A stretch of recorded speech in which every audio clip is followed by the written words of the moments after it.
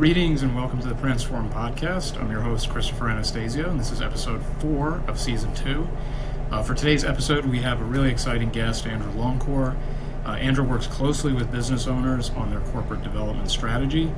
He's a business transactions attorney, mergers and acquisitions coach, an investor, and speaker. He helps blue-collar business owners fall in love with running their company again while achieving exponential growth. Andrew, thank you for joining us today. Hey, Christopher. It's great to be here. Yeah, same here. Super excited about this episode. We got a chance to chat a little bit before and get to know each other, and I'm really excited for this episode for our audience to hear your insights and your background and things of that nature.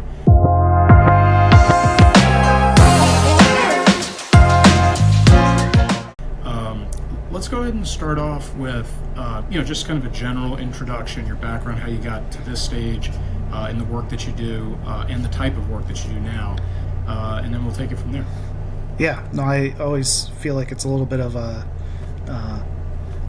support group where I'm supposed to, hi, I'm Andrew, and I'm, but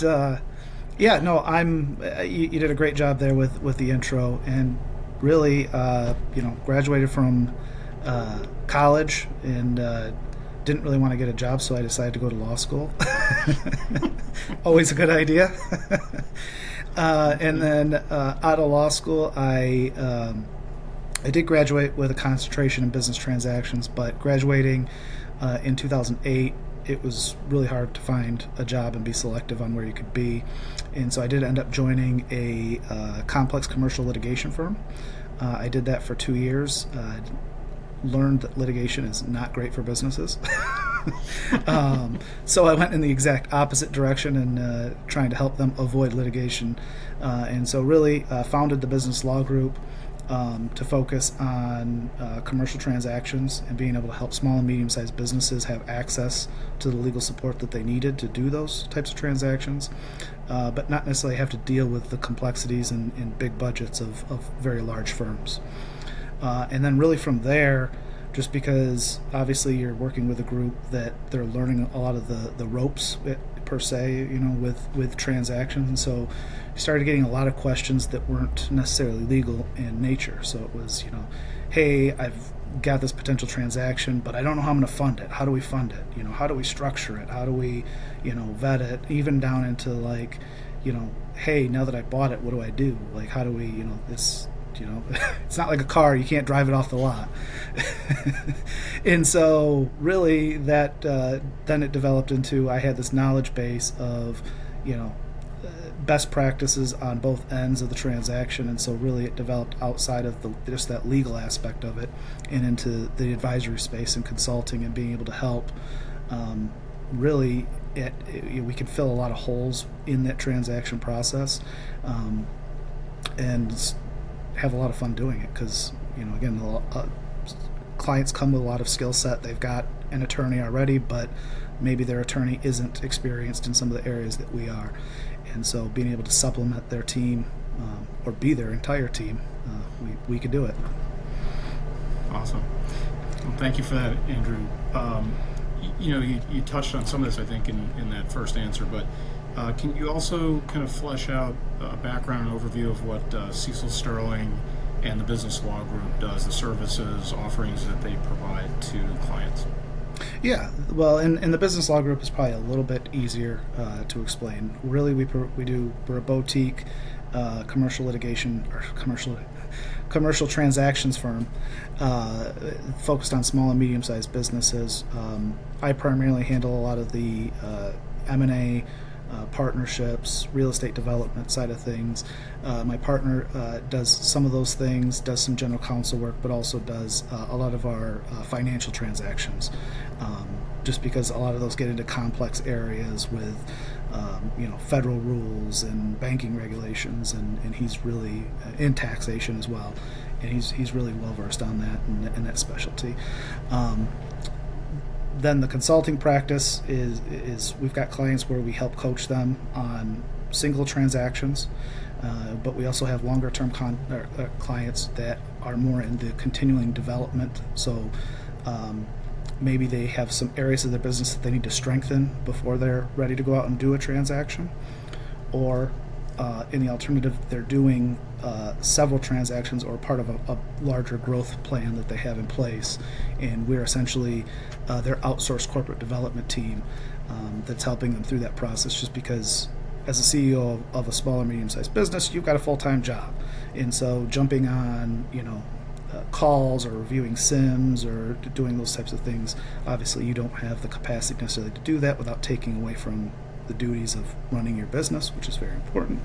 And that's where we would come in with Cecil Sterling and be able to help supplement them. Excellent. So, Andrew, you spend a lot of time analyzing businesses, helping them grow. What are some of the basic elements that you focus on in those efforts? So, for our listeners who have a small or medium-sized business, what are some of those focal points that, when you come in to work with them, you'd be sort of drilling down into and taking a close look at? Yeah, and that's a great question, and I think it goes both ways. If you are, obviously, if you're trying to buy or acquire a business, these are the kind of areas that we would look at. But, if you're trying to grow a business to be sold, these are the same areas that you should look at, because buyers are going to be interested in these types of things. And so really, I've got this definition of what is a good business. And this, if you've got these elements in place, you're going to be in the top 5% of SMBs out there. But if you're able to have systems that are able to generate repeatable and reliable customer acquisition, if you're able to deliver a valuable product, and then also have strong leadership. And to kind of, I guess, to go into some of the details on those, the repeatable and reliable customer acquisition is something that so many businesses are, missing. They hide behind the guise of, oh, well, we're word of mouth. And then the question becomes, okay, so you get referrals. What's your referral system look like? What is the, and they go, oh, we don't do any of that. So you just wait for the phone to ring. Okay, we got it. It's obviously that one's the one that's missing the most. Delivering the valuable product is not what a lot of people think as well. It goes beyond just having a good product or service, which is where a lot of owners focus on, because that's their area of strength. And then leadership is arguably the most complex and in-depth area of the business. It goes beyond just having managers or supervisors that are in place that are able to handle those things. It goes beyond that into, do you have a vision? What is the culture of the company? Leadership and communication. Communication is a huge issue in a lot of small businesses. They really miss the mark on understanding how to effectively communicate, which is so important for a company or any group of people, for that matter. Just life in general. Right. Okay. So, when we chatted the first time together, we talked about some common challenges that a blue-collar, small or medium-sized business would encounter. And in your experience, how do you typically advise some of those things? I mean, obviously can't cover them all here, but I know that two that we touched on that were really intriguing from my standpoint was, first off, the communication issue that you just brought up. And also, I think a really fascinating one that's probably going to resonate here some is hiring an outside operator for the wrong reason. Mm-hmm. So at least, at a minimum, if you could maybe address those two or anything else that comes to mind. But what are some of those common challenges that you run into that just keep coming up every time you work with a particular business? Yeah. Well, and we could definitely touch on those. If I forget to touch on the hiring managers, just remind me of, hey, let's... But really, yeah, I mean, it's, so as far as the communication, like I said, that falls into my bucket of leadership. The leader is I guess, to take a step back on this, a lot of especially in the blue-collar, small and medium-sized business arena, these are founders who started their company because they knew how to do something, right? I'm a plumber.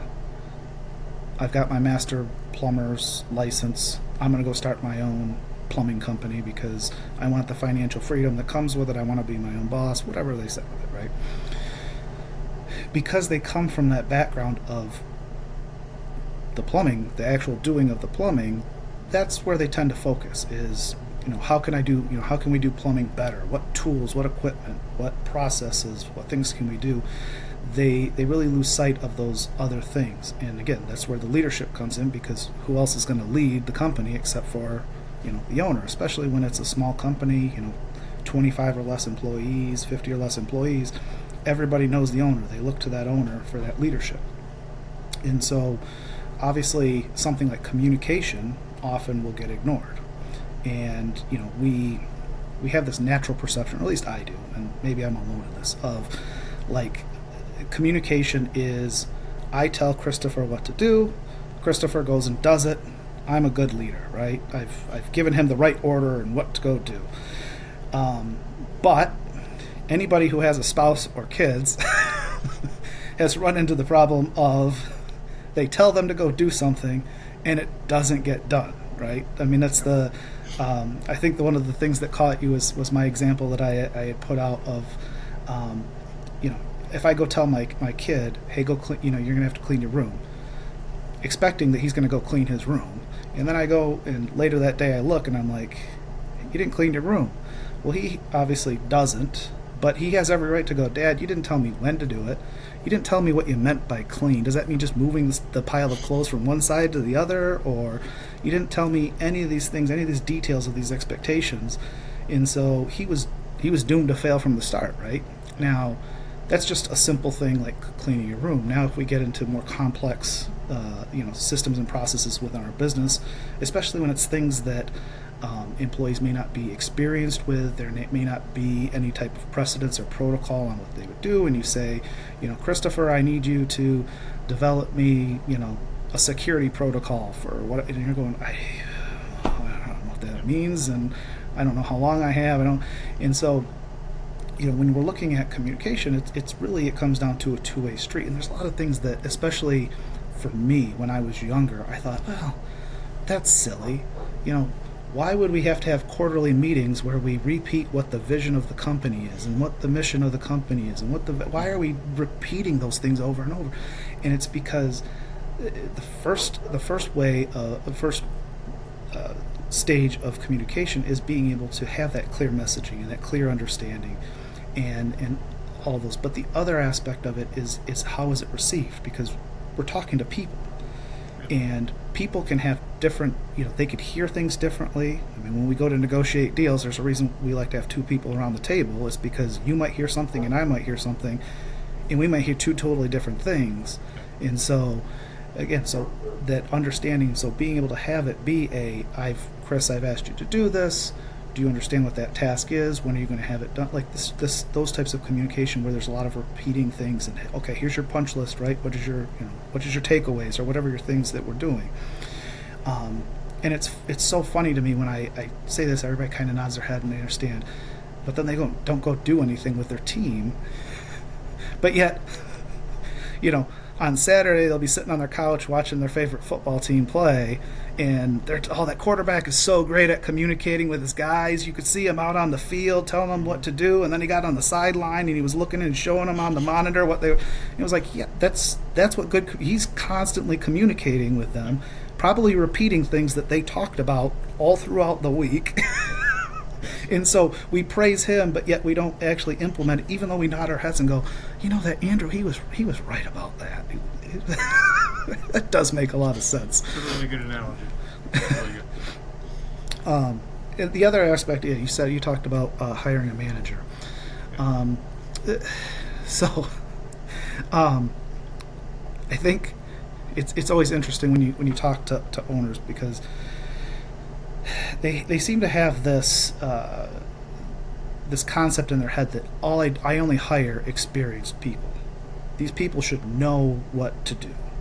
They come in, I can just point them in the direction and they know what to do. There's a problem with that, because they have experience doing the thing that you hired them to do, but they were doing it for somebody else in a different system with a different process, and they're not used to performing it the way that you expect, which again goes to that communication thing. The problem is that a lot of owners will hire managers with the expectation that they can just hand their business off to this person, And then they get frustrated when the results aren't there, right? They're like, oh, this guy's an idiot. Look at what he's doing. Well, again, you've completely abandoned him to go out, and as a very important aspect of being a good leader. And this doesn't matter if it's in business or it's a sports team or a group or whatever it might be. Being a leader is having that coaching mentality, right? Of how can I help Christopher, reach his full potential? What do I need to do? What can I help him unlock? What can I help get out of his way to be able to do that? He's running into this problem. How can I help coach him to overcome that problem? And so that idea of, I can just hire somebody, they can step in and do it, and we'll all be great. It's a fallacy. Like you need to be able to coach them. You need to be able to lead them. And that's a lot of people in those positions, even those C-level positions, even at larger companies, they like to be able to know those things because that gives them that I'm blanking on the term, but that sense of security that they're doing the right job and they're performing the right way. When they lose that security and they don't understand, Christopher's mad at me again, and I don't understand why, because I'm doing what he asked me to do. Well, what are they going to do? They're going to leave because they want to find a more secure position. Yep. And then Christopher gets mad because he's like, I can't hire good talent. They all leave. And it just repeats. It repeats and it repeats. And that's like I said, that's why that strong leadership aspect of developing your company is so important, because it does. There's these things that aren't always measurable. They're not things that we can necessarily quantitate or calculate, but they're proven because it goes to human psychology and this aspects of, like, why did the 1980 U.S. hockey team able to beat the Russians on the Miracle on Ice, right? It's because they were a team, and they all were able to gel together and communicate, and all these things, these cultures, these things that we couldn't measure, but they were able to find it. And that's what leadership is able to do, is able to guide those individuals and take that group of individuals and make them better as a whole. And it's a hard job. It's not an easy task to take on. It's an everyday thing. It's a continually improving, continually trying to be better. But I can tell you that statistically, the top CEOs, the types of books that they're reading are on that leadership aspect. So even the people that you think have it figured out are constantly trying to learn and improve and get better at these things. And so small business owners, it should be a priority for them as well. That's outstanding insight, Andrew. Thank you. I wanted to loop back and do a follow-up on 3 items. One about leadership, one about communication, the example that you were talking about before resonated strongly with me, having a 5-year-old son. And lastly, one about the outside operator. So let's start with on the leadership side. When you mentioned that strong leadership is a crucial element here, is it sometimes sensitive to approach a business and say, look, the leadership needs to be a little different, or it needs to be strengthened in certain ways? It seems like the kind of thing that could potentially touch a nerve with a business owner who thinks they do that well. How do you typically coach somebody in that area, or sort of guide them gently, if you will, towards the maybe if you do, towards the right pathway for that? Yeah, and I mean, it depends, right? I mean, and it really goes to who that leader is. Some leaders you can be more direct with and specifically call them out, and they will be accepting of that opinion, and they will take it to heart, and they will digest it and try to improve upon it. Then you do have people on the other end of the spectrum that they're going to become defensive and never going to do that and reject it. And so really it is able to, it's trying to match with that personality with the best way to get the response out of it. I, just because of my personality and the way I approach it, I tend not to be you suck as a leader, I'm probably, if you've got that personality, I'm probably not the right guy to help coach you up. I'm going to be more on the, okay, we've identified the problems, and help kind of coach and guide them into, us even though I may know where we're trying to go, get them to kind of realize them, because I really like it when I'm coaching somebody and I have that true buy-in. They're not doing it because Andrew said, do it. It's because they understand how it fits in the larger picture. They understand what we're doing and why we're doing it and the results we're trying to get from that. And so that's just the way that I kind of approach it. But I do know I've heard other people that are much more hard driving in it, and I guess it works for them. Absolutely. No, thank you, Andrew. I can imagine how you have to maybe step through a bit of a minefield there sometimes, in maybe certain instances. If we move over to the communication point that you made, a follow-up I wanted to ask you there is, if somebody, so a small business owner listening to this podcast says, I think I'm weak in some of these areas that Andrew's talking about. Maybe I'm not communicating frequently enough or clearly enough. Before they necessarily engage you for your service, is there anything they can do shorter term or right away, immediate fix type of a thing that can help them in that area, that they could maybe, if they just tweak that, they can get a little bit of mileage out of that? Let's say if they did a more volume communication, like you were kind of suggesting with the football analogy, anything like that they can maybe seize on kind of right away?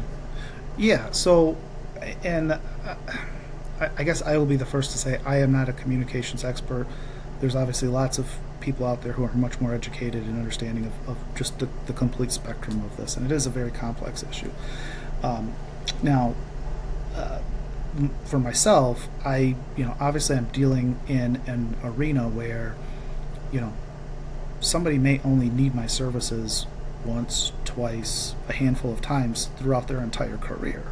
So I'm dealing with, I'm trying to educate them on, what is this indemnity section? Why is it important? What is working capital? And why do they care if, why do we care if there's enough working capital in these things? And so what I have found is when I'm having those types of conversations and it's to get them to repeat it back. Hey, I've told you this. Now you tell me back, so that I can know that you understand why this is important and what you're going to do. Because that then allows me to say, okay, well, clearly Christopher doesn't understand this, or I didn't articulate it enough, or I didn't go into enough detail on that. I was focused on here, and he thought that was more important than what this is, but it's just as important. And that gives you the immediate feedback of what is that other person hearing. And again, that's a little thing that I think is easy enough to implement. If you're trying to do a little, it's a little bit harder, just because obviously a lot of companies already have meetings structured, but in similar fashion is that, okay, we've had this meeting, what are the action items, who's responsible for those action items, when are we going to check back? And then, like I said, that obviously too will also ensure that everybody in the meeting is hearing. It's a little bit more complex, but I think, again, on a one-to-one, to kind of check yourself of how well am I communicating, is just ask them, hey, 30-second breakdown of what I just told you. Do you understand it? And to your 5-year-old kid, when he talks to you, said, yeah, you told me to clean my room next week, and be like, whoa, time out. No. This is a today thing because I'm going to vacuum, and so it needs to be done by 4 p.m. or else. I am going to implement the strategy that you mentioned. Tell me back what I asked you to do, son. So yeah. No, thank you, Andrew. That was outstanding. The third one that I just want to follow up on quickly, when we talk about installing an operator not being as simple as it can sound or seem to a business owner, is that something that can ever be a do-it-yourself? Is there always a need there, a requirement of some sort, to have a third party, somebody like yourself kind of refereeing or coaching that arrangement into fruition? Or is it possible that a business owner could sort of step outside themselves and see that it's not quite as simple as just handing the keys over, that there's other intricacies that need to be taken care of along the way? How would you advise somebody who is kind of thinking, hey, I can pull that off on my own if I, if I so choose? It's not easy.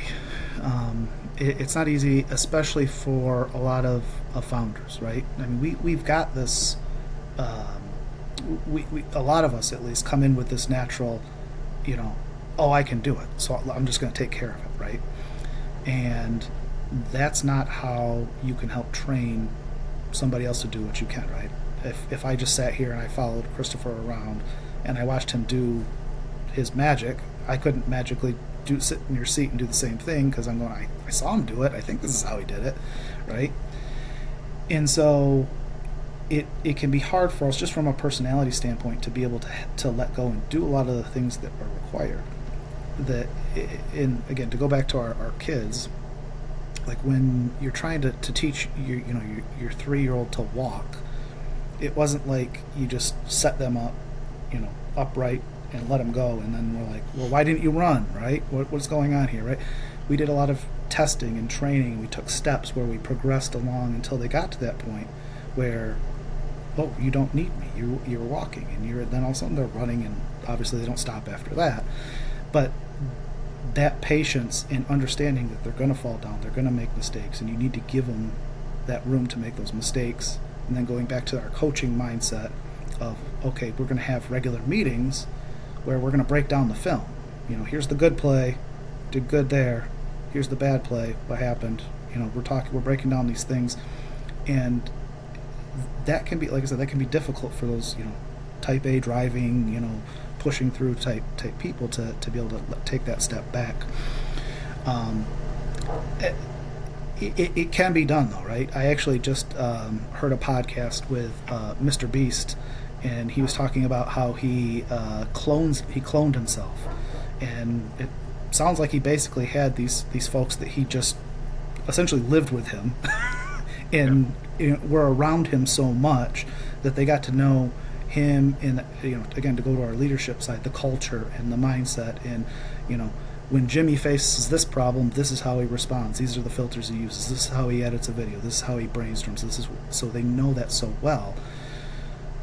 So it can be done, and obviously, Mr. Beast is very successful and very hard driving himself. But again, obviously, he was able to transition a lot of that knowledge and experience to those folks that can then take over for him in those areas. But it doesn't make it any easier. I'm not going to say because he did it, everybody should be able to do it.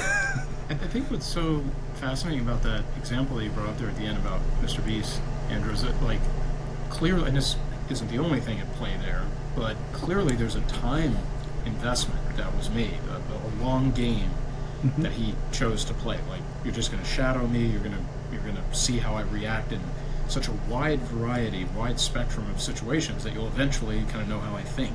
And I don't know how you could achieve something like that in any kind of compressed timeline. It's just something that has to happen over a period of time. Yeah, that's not a snap your fingers. And a lot of this, two things with it. The first being, yes, like, you need to have a long time horizon with this. Like, we're doing a lot of long-term thinking. We're not looking for immediate, it's today, it's going to win. The other thing with it too is it's not going to be perfect. It's not going to be pretty. It's, we're going to make mistakes as leaders. They're going to make mistakes as employees. It's going to happen. It's going to be ugly, and we just need to accept that we learn and we get a little bit better and we progress to that. I think we get caught up so much with the idea that the situation needs to be perfect. Oh, when I have enough cash in the bank, when I have, this many customers, when we're this big, this many, like, these arbitrary things, and it's never perfect. It's never a perfect time. You're better off just getting out there, getting the ball rolling. And yeah, that might mean that you try it out and somebody ends up leaving.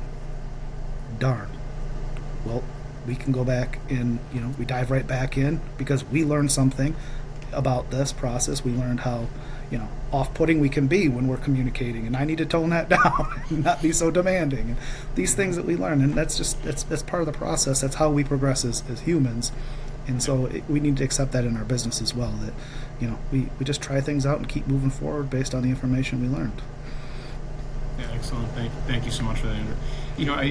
I wanted to kind of, as we wind down the episode, something that can really impact a listener in terms of a takeaway that they can start focusing on right after they finish listening to this. And something you and I touched on about how a small business can ensure that they have a valuable offering to put forward. So if we shift gears here a little bit, and we talked about how owners oftentimes they don't understand why their product or service is valuable to the customer. They think they're doing something excellent, but in reality, the work isn't quite that excellent. So it's a tough revelation to come to. How can they step back and really see, like, is there true value being applied, or is there something we can optimize better than we are currently? That sort of thing. Any insight you can share on that, I think, would be super valuable for our listeners. Yeah. So to go back to our plumber, a lot of the things that we think are valuable aren't necessarily that valuable, right?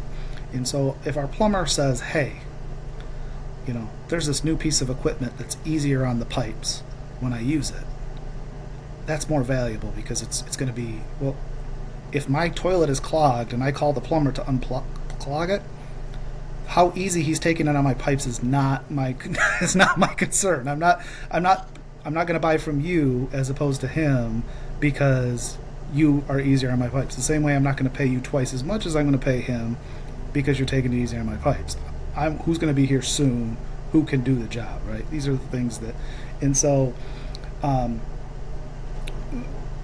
think, and it's not my definition that I use. It's Alex Hermosi. Obviously, you should listen to him. He's a brilliant guy. Big fan of Alex. But he has the best definition for value, and it's a math equation which resonates with me. But he talks about it's a division formula where you've got on top, you've got your dream outcome, and then you've got the perceived likelihood of its success, and that's divided by the time delay for the customer to receive that times the effort and sacrifice that customer is going to have to make. And the reason why that definition of value resonates so much with me is because it allows me as the business owner to look at what we're changing in our product and our offering and what we're doing, and does that actually move the needle on that value perception. And one of the examples that Alex uses that I think is fantastic is and there's lots of them out there, but it's the meditation versus taking a pill to be able to relieve anxiety. They both accomplish the same thing. It's the same dream outcome. Except if I take the pill, what's the likelihood it's going to work? It's a very high likelihood. Whereas, I don't know, maybe meditation will work. Then you talk about the time delay. Well, meditation, it takes months, if not years, to be able to master, right? And you're always still practicing versus, well, I take the pill, I take a drink, and boom, I'm done. So it's much quicker. And then the effort and sacrifice, right? Well, with meditation, I've got 45 minutes a day, every day, night and day. Like, there's these things I'm looking at going, well, obviously that's a lot. So is there any doubt that I can charge whatever, $100 for this pill that you have to take every day versus how much can you charge to teach somebody how to a course on meditation? It's and you could sit there and see, like, well, maybe you pay for an app and you pay $100 per year, not $100 per pill per day. And that's because one is more valuable than the other. And we can debate on whether you should be taking pills or not, but that's the reason why they charge so much more for the pills compared to, is just that perceived value of the customer. And so, as that plumber, we can reduce the time delay, right? We could have some guarantee that we'll be there within half hour of when you call, right? Like, that was, as a customer, well, my toilet's clogged. You're going to be here in a half hour? Boom, you win it. The other guy hasn't even returned my call yet. Like, and so you may not go, well, that's just a commitment of time. Well, it's just a commitment to respond and be responsive, but that's what perceived value is to your customer, and that's who we're selling to. We're not selling what we think is valuable.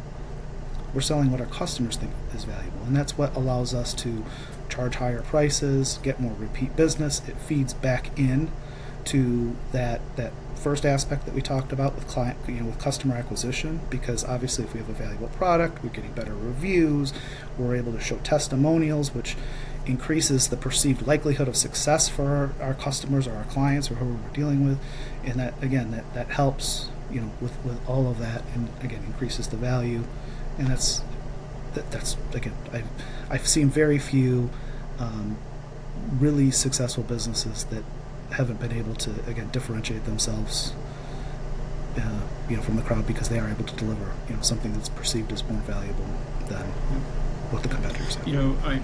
When you mentioned Alex and you start talking about that equation, Andrew, it popped into my head. I think I saw it in his book, $100 Million Offers, the big purple book there. But my familiarity with it was kind of triggered when you mentioned it in terms of like zeroing in on what, like you said, moves the needle. If you're improving this here, you're getting a better output, and you can kind of focus in and really concentrate your efforts on those things to create that value. So thank you so much for that insight.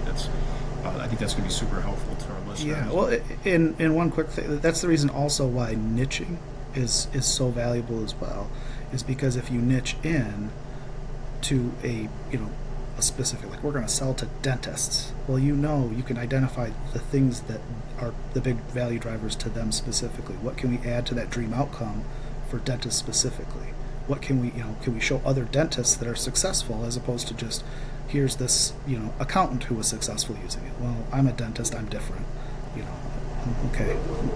But so to be able to niche down and be able to show the value specifically for them, that's where, like I said, I think that there's a lot of value specifically. There's other reasons why niching is important too, but specifically for the value drivers, it helps a lot. Yeah, that's super. Thank you so much, Andrew. So I guess as we wrap up here, Andrew, I wanted to make sure that our audience, our listeners can find you, follow you and gain from your insight, and hopefully eventually engage with you. Can you kind of let them know where they can find you out there in cyberspace? Yeah, probably how we met is the best. I'm fairly active on LinkedIn. I post there daily. But even just for conversations, obviously, that's easy enough platform to be able to direct message me, set up times to talk, to have more meetings, to discuss specifics. So that's the best way. It's just look up my name, Andrew Longcore. There's not too many of us out there, so hopefully you'll be able to find me. But yeah, that's the best place to do it. Also, I've got some things planned this year to come out as well, and obviously if you follow me on LinkedIn, I'll be making those announcements there, and so everybody will be able to get access to those and hopefully help some small business owners get ready to do some transactions and actually grow their business to the dreams that they hope it'll be. Excellent. So we'll be looking out for those too, Andrew. Thank you so much for that. I found this episode to be very enlightening personally. I mean, an expansion of our first talk with each other, so I really appreciate that personally, and I think the audience will as well. I can't thank you enough for coming on to the podcast, sharing your expertise and these insights with us, and I hope you'll join us again for a future episode, Andrew. Yeah, no, that'd be great, Christopher. Awesome. Thank you so much. Have a great evening. Yeah, you too. Thank you.